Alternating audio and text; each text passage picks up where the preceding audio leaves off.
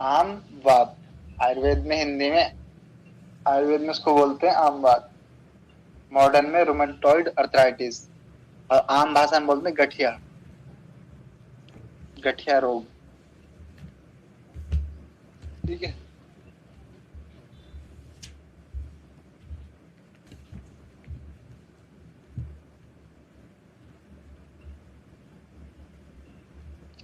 इसमें लिखो, सबसे पहले आम डालो, आम।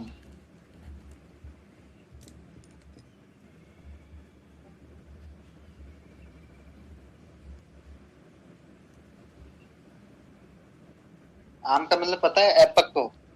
ठीक है ना, आम का मतलब होता है एपक्को।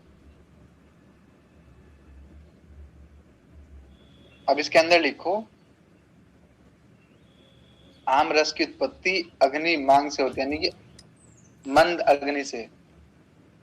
आम रस की उत्पत्ति अग्नि मंद से होती है। अगर अग्नि मंद होगी तो आम रस की उत्पत्ति होगी, और अग्नि अगर जट तीव्र नहीं होगी तो जो खाएंगे वो पचेगा नहीं, अपक्व रहेगा, तो उससे क्या होगा, आम रस की उत्पत्ति होगी।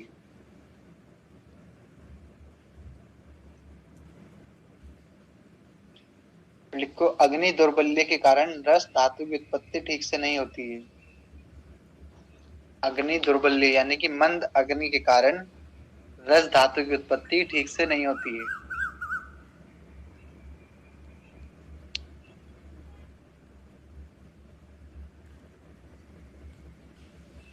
और जो विकृत रस धातु उत्पन्न होती है उसे आम कहते हैं।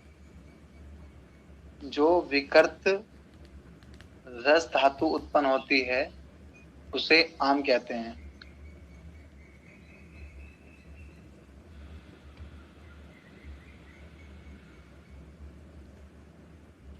तो ब्रैकेट में लिखो, एपक्को, एपक्को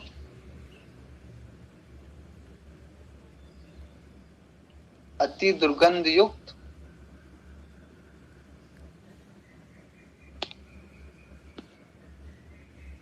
अति दुर्गंध युक्त संपूर्ण देह को अवशन करने वाला, यानी कि अवसाद करने वाला,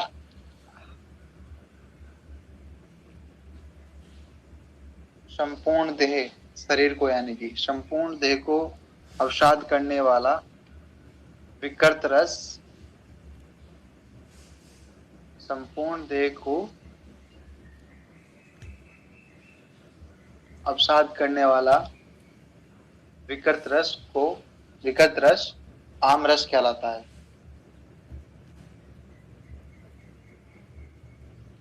ठीक है। फिर लिखो, व्याधि का परिचय।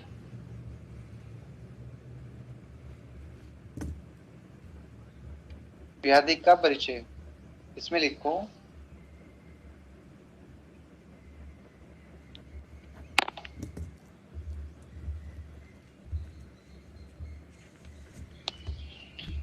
आम वात एक कष्टदायक रोग है। आम वात एक कष्टदायक रोग है।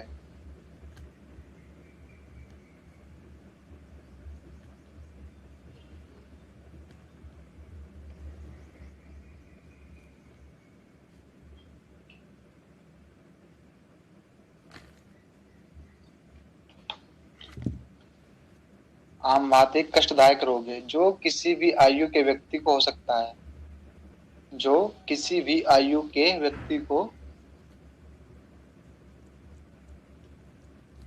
हो सकता है।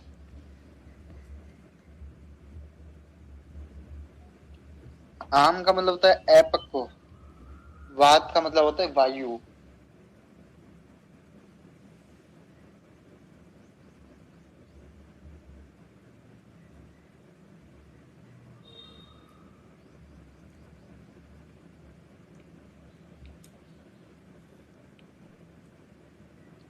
तो लिखिए, ब्रैकेट में लिखिए नोट करके, आम रस का संचरण प्राय,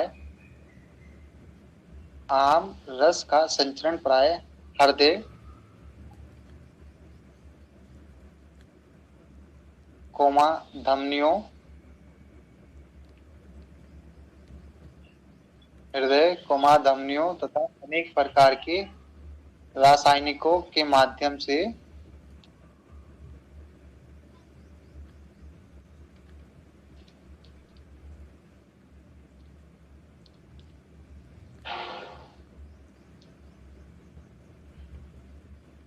आमरस का संचरण प्राय हृदय धमनियों तथा अनेक प्रकार के रासायनिकों के माध्यम से सर्व शरीर में होता है।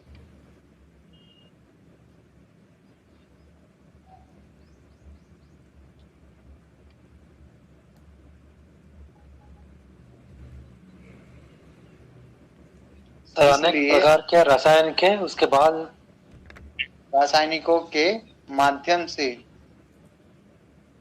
सर्व शरीर में होता है।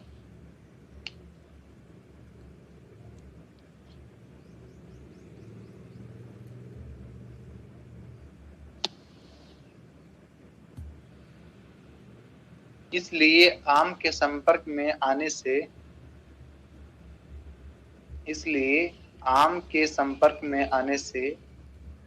दोष एवं अनेक प्रकार के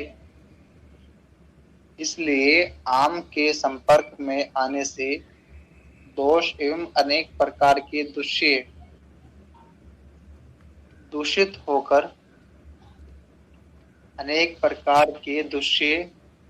होकर प्राय सर्व शरीर के संघों को प्रभावित करते हैं। संध्या बोलते हैं जॉइंट, जैसे wrist joint, elbow joint, shoulder joint, hip joint, knee joint और एंकल जॉइंट। ठीक है।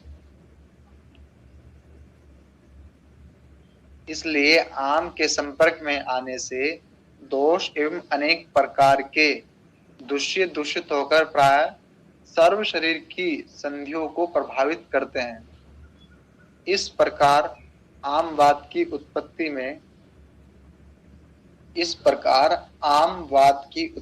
में रस व स्रोतस की प्रधान भूमिका होती है।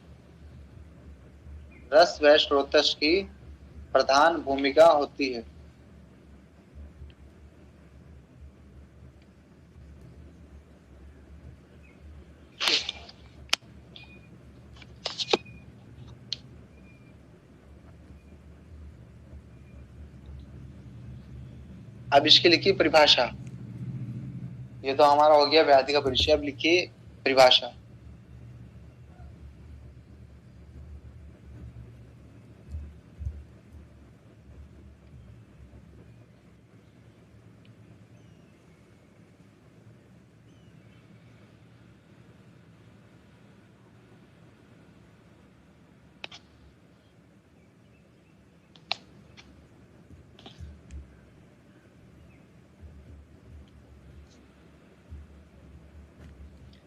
वात तथा कफ आम रस से दूषित शरीर में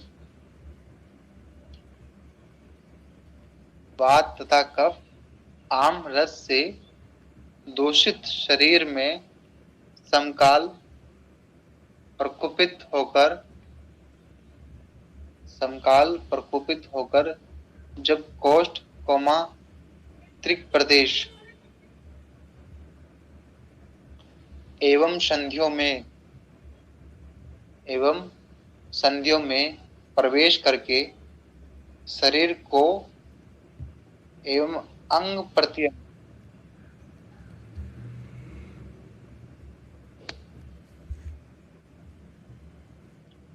त्रिक प्रदेश एवं संधियों में प्रवेश करके शरीर को एवं अंग प्रत्यंग को स्तब्ध कर देते हैं।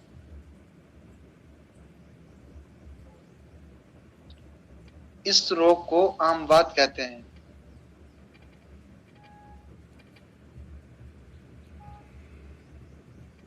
यानी कि इसमें क्या दूषित हो रहा? वात और कफ। और किसके थ्रू दूषित हो रहा? आम रस के। ठीक है ना। फिर वो कहा जाता है संधियों में, जो हमारे जॉइंट है। ठीक है। ये इसकी हो गई परिभाषा। अब इसके हम लिखें कारण कि ऐसा क्या है कि क्या क्या खाने से, क्या क्या करने से आम वात की उत्पत्ति होती है।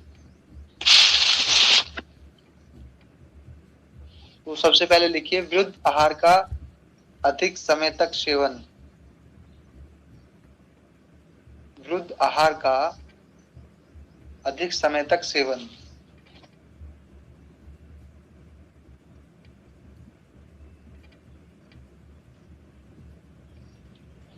जैसे दूध और मछली। जैसे दूध और मछली।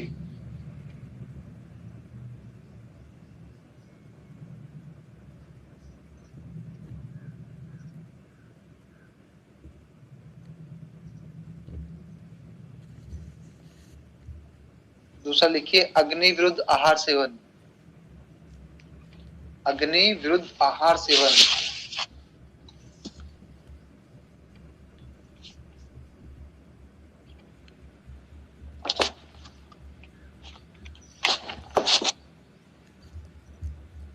तो लिखिए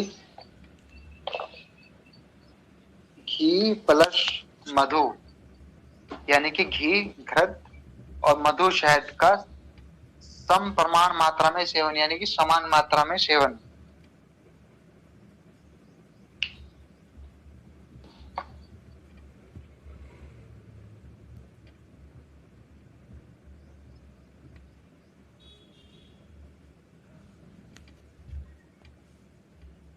ठीक है। फिर दूसरा लिखिए इसमें स्निग्ध भोजन करने के बाद, स्निग्ध भोजन करने के बाद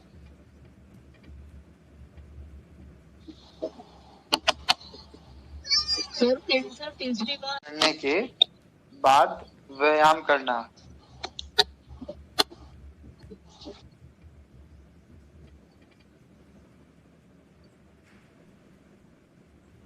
यह है आम बात का विशिष्ट पूर्ण निदान बताया गया है।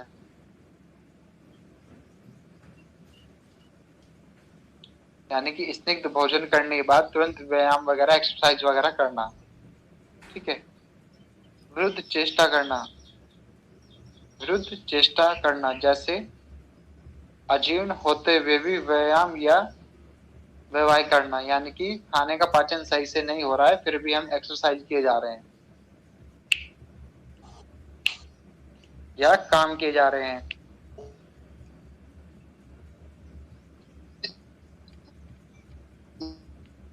फिर नेक्स्ट लिखते मंद अग्नि, यानी कि जो अग्नि है वो मंद हो रखी है फिर भी हम खाना खाए जा रहे हैं।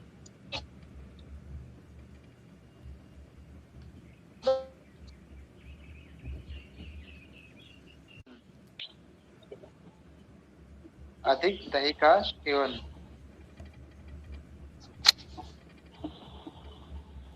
फिर लिखिए दिवा शयन, दिन में अधिक सोना।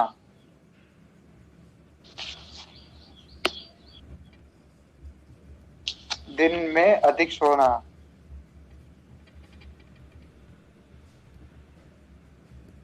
फिर लिखिए अत्यंत गुरु आहार का सेवन।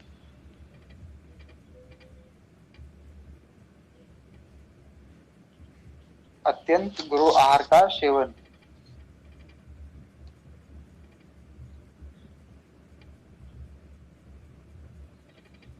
फिर वेग धारण। वेग धारण।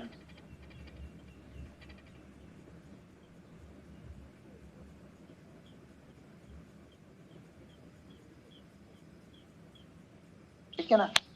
ये चीजें करने से आम बात की उत्पत्ति होगी। विरुद्ध आहार का सेवन करना, दिन में ज्यादा सोना, दही का ज्यादा सेवन करना, वेग धारण करना, अत्यंत गुरु आहार का सेवन करना, मंद अग्नि है फिर भी खाना खाए जा रहे हैं, एक्सरसाइज कर रहे हैं। ठीक है ना। दूध और मछली का सेवन कर रहे हैं, सम मात्रा में मधु का और घृत का सेवन कर रहे हैं। ठीक है ना। अग्नि विरुद्ध आहार का सेवन कर रहे हैं, पहले से अग्नि मंद है फिर भी ठंडी चीजें खाए जा रहे हैं। ठीक है ना।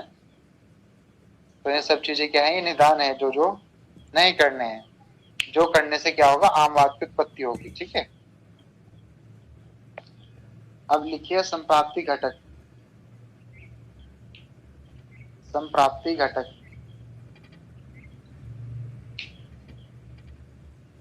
इसमें सबसे पहले हम देखें दोष कौन कौन से इसमें शामिल है। तो दोष इसमें कौन कौन से, वात कफ प्रधान है और पित्त भी ऐड है, यानी कि है तो त्रिदोष, लेकिन वात और कफ क्या है, प्रधान दोष है इसमें। वात और कफ प्रधान दोष है।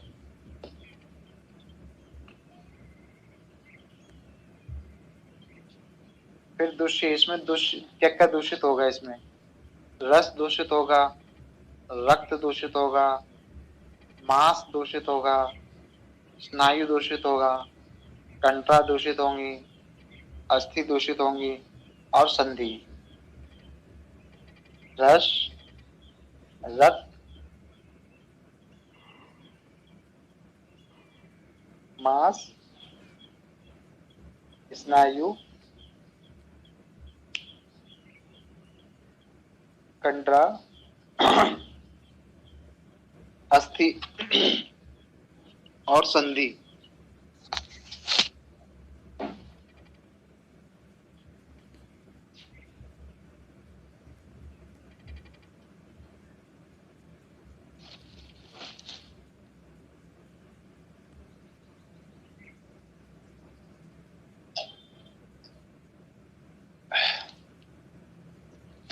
ठीक है, स्रोतस होंगे रस व स्रोतस। रस वह स्रोतस। अधिष्ठान कौन कौन से होंगे इसमें, संधि, जॉइंट्स।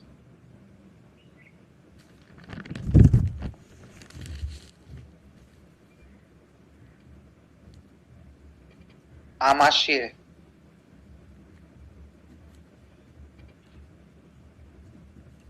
और उरह प्रदेश।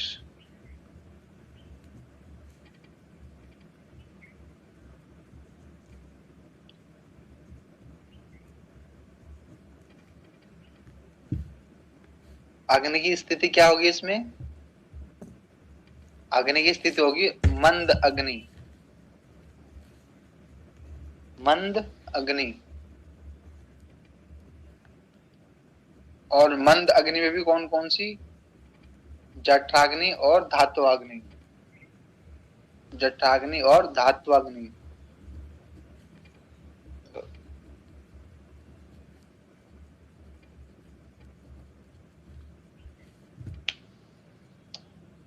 व्याधि स्वभाव कैसा होगा इसमें, आशुकारी।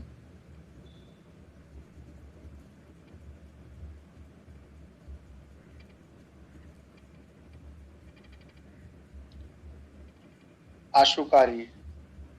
और स्थान कौन कौन से होंगे व्याधि के, हृदय,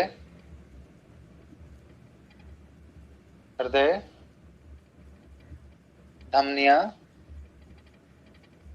और संध्या। हार्ट, वेन्स और जॉइंट्स। उद्भव स्थान, जहां से इसका उद्भव होगा वो क्या है हमारा, आमाशय, स्टमक।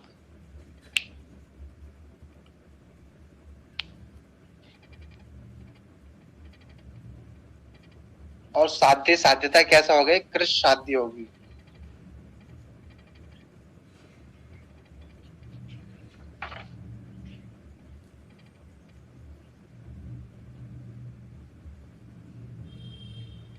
फिर आम बात की उत्पत्ति होने से पहले पूर्व रूप दिखाई देते हैं पेशेंट में। तो पूर्व रूप, अब जैसे केस डालिए पूर्व रूप। पूर्व रूप लिखिए इसमें लॉस ऑफ एपेटाइट, क्योंकि अग्निमंद हो जाएगी इसमें। फिर दूसरा लिखिए इसमें फटीग।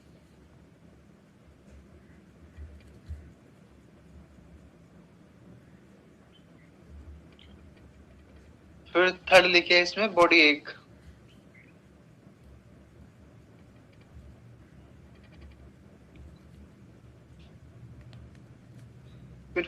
फोर्थ लिखिए इसमें heaviness in cardiac region, heaviness in cardiac region, यानी जो कार्डियक का जो एरिया है पूरा उस रीजन में क्या होगा, भारीपन होगा।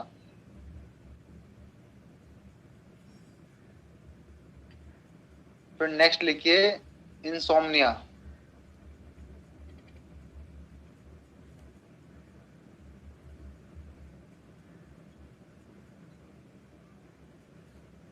फिर नेक्स्ट लिखिए इसमें स्टिफनेस, स्टिफनेस,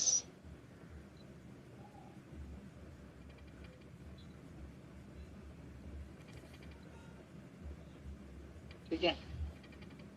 ये क्या होंगे, इसके पूर्व रूप होंगे। आम बात की उत्पत्ति होने से पहले अग्नि मंद हो जाएगी, थकान होने लगेगी, शरीर दर्द करने लगेगा,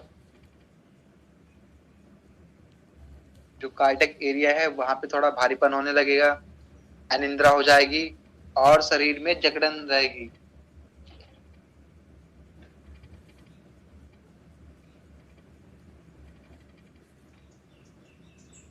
फिर इसके भेद लिखिएगा, भेद, इसके जो भेद बताए हैं वातज, पित्तज, कफज और सन्निपातज, वातज, पित्तज, कफज और सन्निपातज।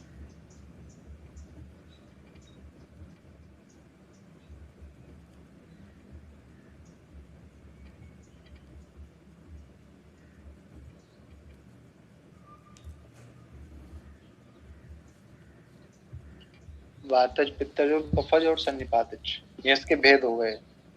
अब लिखिए सिम्टम्स, रूमेटॉइड अर्थराइटिस के सिम्टम्स। सबसे पहले लिखिए इनमें बॉडी एक,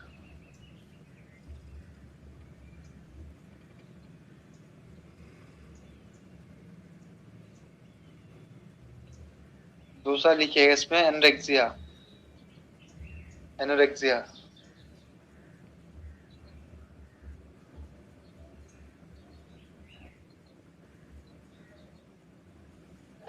फिर थर्ड लिखिएगा इसमें एक्सेसिव थ्रस्ट, अत्यधिक प्यास का लगना, एक्सेसिव थ्रस्ट।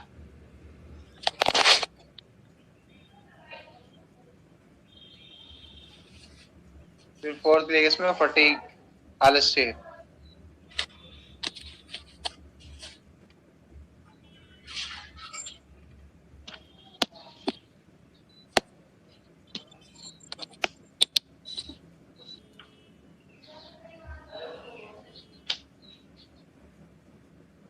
फिर लिखिए heaviness in body, heaviness in the body.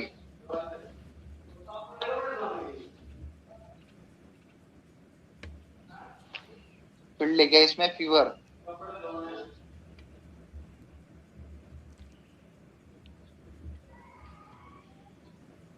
फिर लिखिएगा इंडाइजेशन,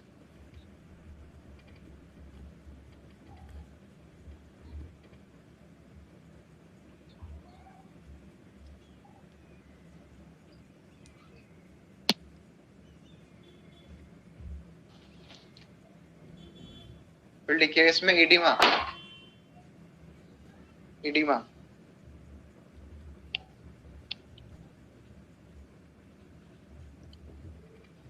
ठीक है ना। फिर लिखिए अंगों का ढीला होना, अंगों का ढीला होना,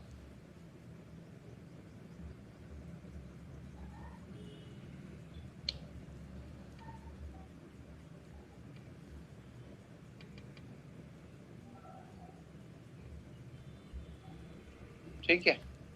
ये इसके क्या होंगे, सिम्टम्स होंगे।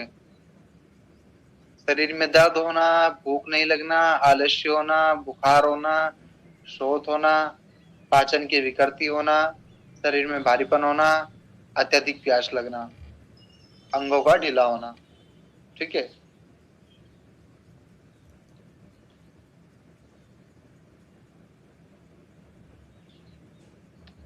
फिर भेद के अनुसार लक्षण,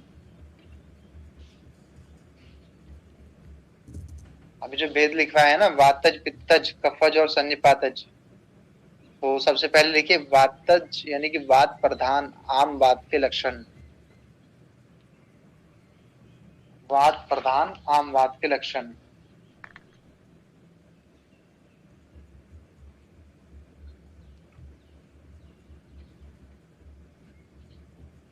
वात प्रधान आम वात के लक्षण।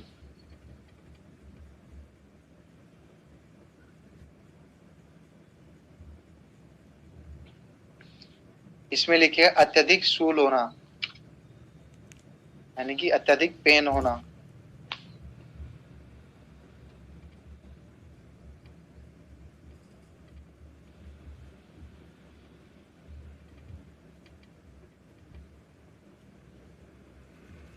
फिर दूसरा लिखिएगा पित्त प्रधान आम वात के लक्षण।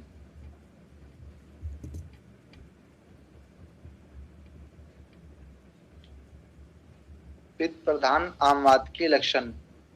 इसमें लिखे दहा यानी कि बर्निंग सेंसेशन और अंगों में रक्त वर्णता यानी शरीर में जलन होना और अंगों में रक्त वर्ण यानी कि लाल वर्ण के हो जाएंगे, लालपन आ जाएगा।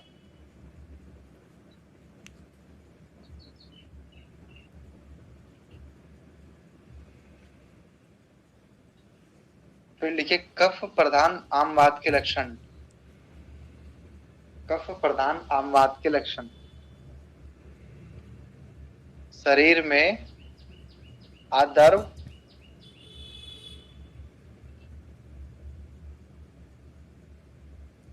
शरीर में आद्र स्त्राव गुंठित होना।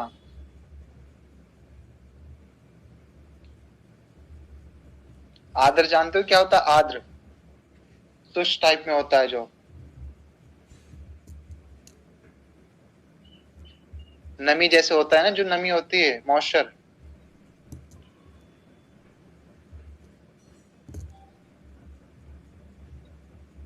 और शरीर में भारीपन।